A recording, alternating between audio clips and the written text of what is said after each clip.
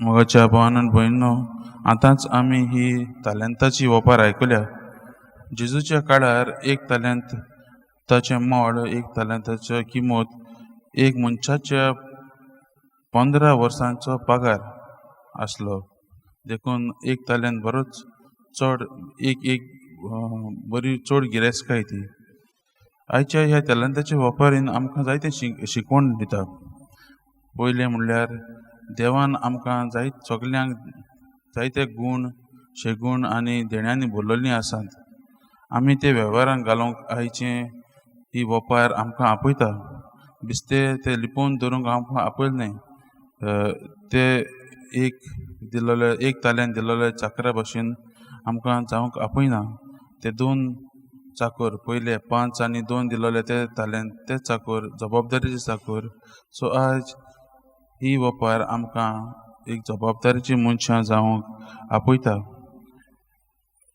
ही वपार आमकां जेजू सांगता ती ह्या आमच्या निमाण्या दीस येतलो ताची.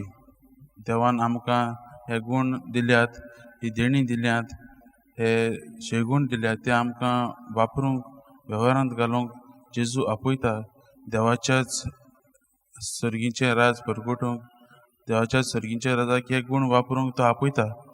आनी आमी जेन्ना ही देणी आमी वेव्हारांत घालतलीं तेन्ना आनी आमी मरून देवा मुखार उबी रावतलीं तेन्ना देव आमकां म्हणटलो, शाबास बरें आनी विस्वासी चाकरा, ये आनी तुज्या दोनाच्या सुखांत वांटो घे.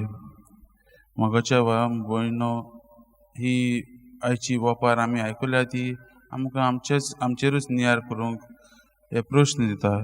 आमी आमकांच हे प्रश्न विचारुया.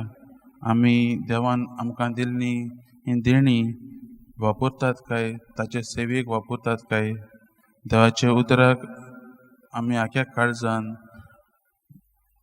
पाळतात काय, व कान दितात काय, वो आमी त्या एक ताल्यांत दिलेल्या चाकरा भाशेन आमकां ही देणी दिल्यात ती लिपोवन दवरल्यात काय, हेंच आमी आमच्या जिवितांत हेच प्रश्न आमी विचारुया.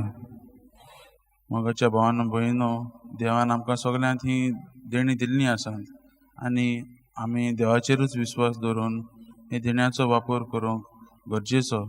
देवाच्याच आदारान आमी मुखार वचूंक पावतले.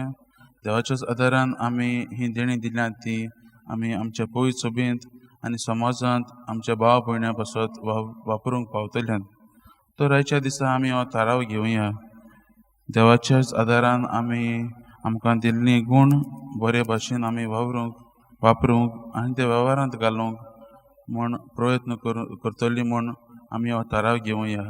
आनी हीच कृपा आमी ह्या मिसाच्या बलिदानांत मागुया.